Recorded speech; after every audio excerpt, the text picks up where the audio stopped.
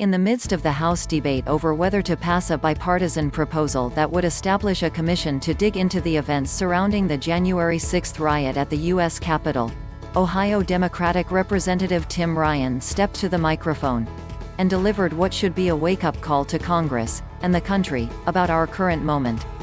After praising New York Representative John Katko, the Republican who negotiated the bipartisan compromise to create the commission, Ryan turned to the rest of the House GOP and said this: "To the other 90% of our friends on the other side of the aisle, holy cow. Incoherence. No idea what you're talking about. Benghazi. You guys chased the former Secretary of State all over the country, spent millions of dollars. We have people scaling the Capitol, hitting the Capitol Police with lead pipes across the head, and we can't get bipartisanship. What else has to happen in this country? Cops. This is a slap in the face to every rank and file cop in the United States. If we're going to take on China, if we're going to rebuild the country, if we're going to reverse climate change, we need two political parties in this country that are both living in reality, and you ain't one of them. If you haven't watched it, watch it now." Ryan's anger and frustration are evident. And evidence of what it is like to serve in Congress at this moment, where the vast majority of one of the two national political parties is engaged in an attempted rewriting of history.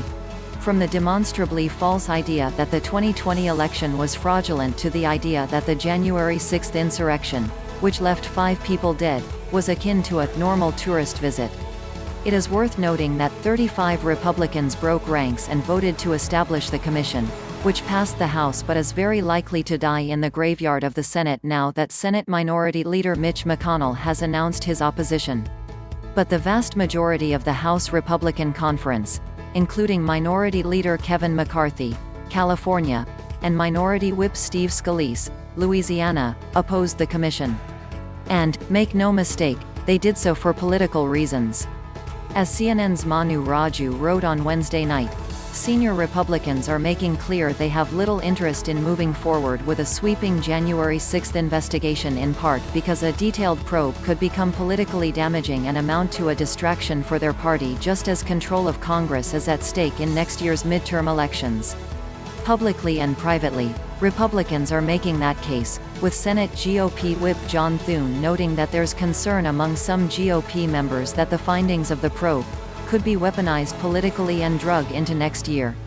McConnell's opposition, too, is rightly understood through the lens of politics.